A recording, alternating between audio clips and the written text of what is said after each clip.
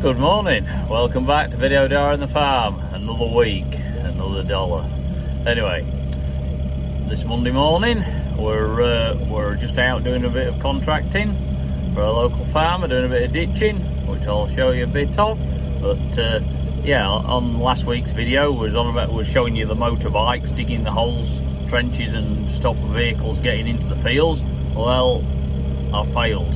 There's one spot they found to get through. We need to dig another trench. So yeah, we'll be back to get that sorted shortly to keep them off again. Well, try again. It's an uphill battle, but anyway, we'll get there in the end. But yeah, hopefully you'll enjoy the video, and we'll see you at the end.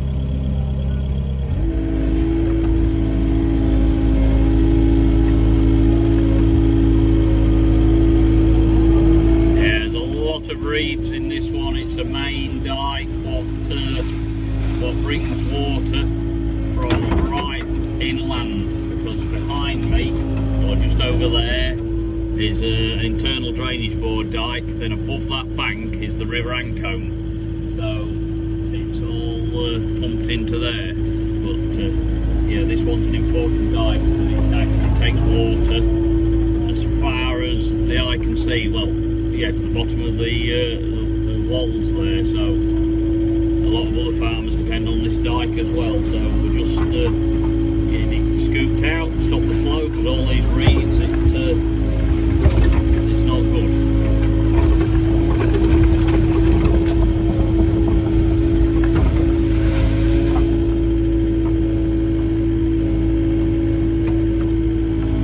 Nearly could do with a reed cutting bucket for this job, but you'll be amazed at how much sludge them reeds hold up.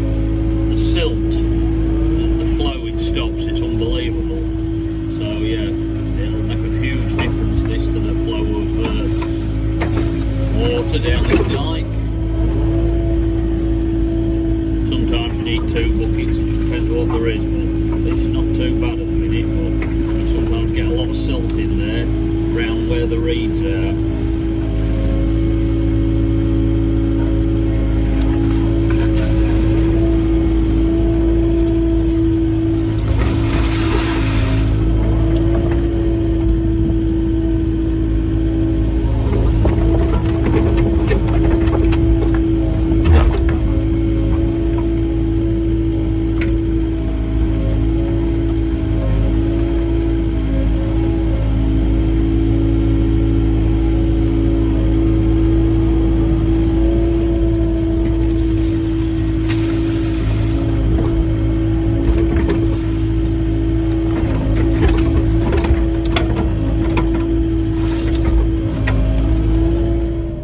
Thinking about it, what I told you was wrong about it pulling water from the hill top there. There is actually a drain halfway down, and everything, all the fields down there and dikes are into that drain.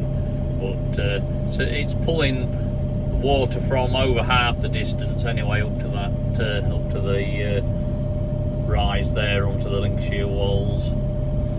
But anyway, I've nearly finished this dike. We're nearly there, then we'll be on to the next one. This afternoon's job, that looks spot on, that, George. Look at that, pair of them. Oh yes, the only thing is George's is a lot cleaner than mine. Top job with that. Well, we've just had a big clean down in this shed, swept it all out, got it nice and tidy. When we get everything washed down, things will be packed in here, nice and clean and dry. I like to keep them under cover dry. Yep, that time of year, the big wash down has started. Dave's just on with washing down the multi press, the Challenger. Get everything washed, put away, and make a list of what one's doing, servicing it up, ready for going again in spring. And we're going to do that for all implements. Everything we're just washing down and going through, and yeah, then we're going to get them all ready for next year. Well, back on the sprayer again. We're just coming in to do a few fields and patches of top up herbicide for blackgrass. Yeah, the crops are looking nice here. This is winter barley. It's Carvel. It's looking well, but anyway, get this top up of blackgrass spray on. It should make it even look better come harvest. The boom's unfolded. Make sure all that's right, what we want. So, yep, away. Or it will be in a minute when I get the booms finished unfolding. What they call a gull wing unfold. Like that. They'll fold out. And the last 6 metres at the end folds round. So you can fold them in if you want and spray them at 24 and spray fields at 24 metres. So you can do either 36 or 24 with this sprayer.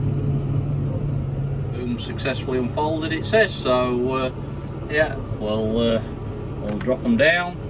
Automatic height control. And, yeah, we'll get back in the corner and get going.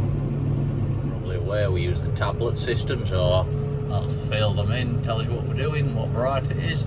So I've got to click on there, which means that we start the job. So we've started. That's it. So we started the job now. It's running the time it started at. We'll tick it again when we get to completion.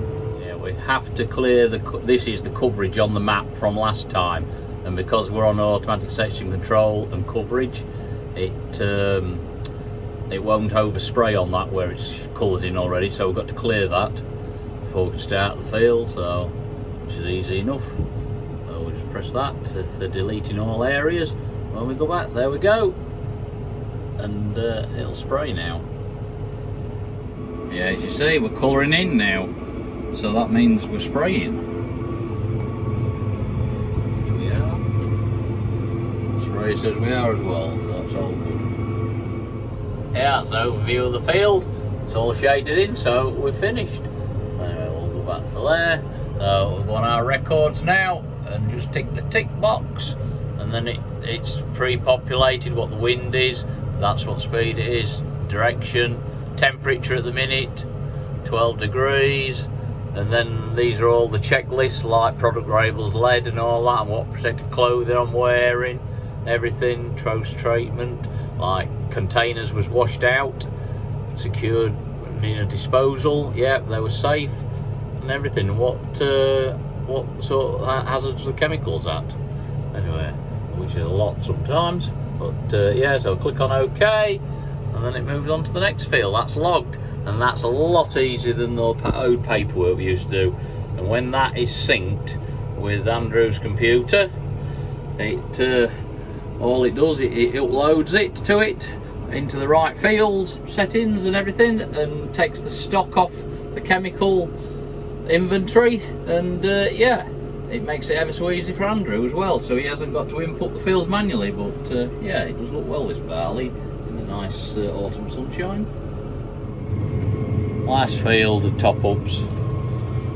Yeah, getting dark early now at night, now that the clocks have gone back. Yeah, winter is nearly on us. Anyway, last field of top-ups, like I said, this, so yeah, just be BYDV sprays to go on the other fields of wheat and barley, and yeah, shut the shed door once we've got the oilseed rape done with the curb, and that'll be it till spring. This quality disc is taking some washing. All these individual discs, it gets really matted on. I've rolled them, it's a flaming pain, but yeah, got the thickest off now. Now it's just a case of going over it and getting the final rinse on it, but we're getting there. That's another one done, all done clean. Be a ton lighter now, got a lot of mud underneath it and thick. Get that shoveled up. We're going through them, the culti press, having all the points on the tines change. There's just on with that. So yeah, making sure it's all ready to go. Yeah, that's good. they're ready for spring. Been greased up, so yeah. Well, we might change the DD rings this winter, we don't know yet. They're getting fairly warm, but yeah, apart from them, it's ready to pick up and go.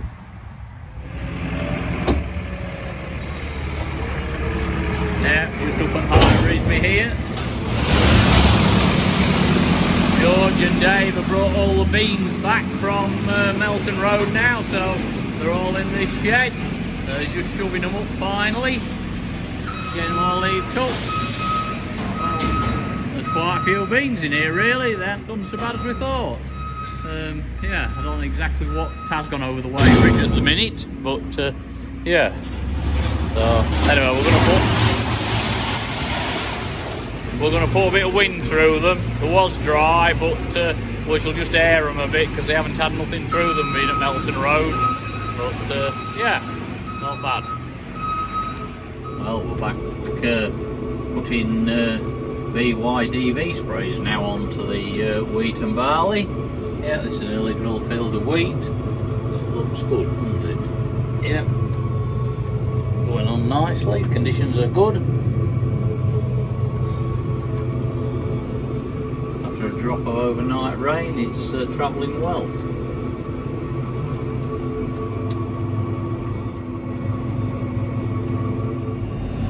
George has been over to Melton as well this week. He's been topping some of the SFI grassland with the batwing topper in readiness to make it look tidy over winter. As you can see in the background of some of the video, the progress on the Anglian water pipeline is still ongoing. They're getting ready to put the pipe in this bit here. They're putting a sough in near the motorway because it gets very wet there, and they're going to bore underneath the motorway over winter apparently. So good luck to them because it is a wet field at that bottom end, but they're taking precautions anyway with the drain being installed.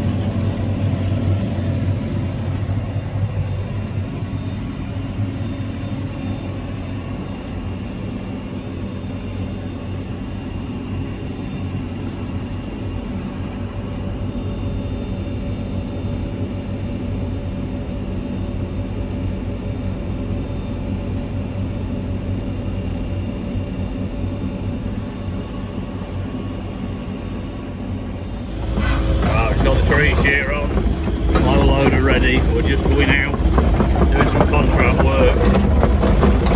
We'll get loaded on the machine, on the low loader, then jobs are good. He's watching the 6215, just going to pull it with that. Then we're putting the H trimmer, he's going on the 724. Well, that's it for this week's edition of Video Dara on the Farm. I hope you enjoyed it. Yeah, the big washdown, it's well and truly ongoing now, and there's not many bits of kit left to finish and put away and see what needs doing to them. Yeah, a bit of spraying as you've seen.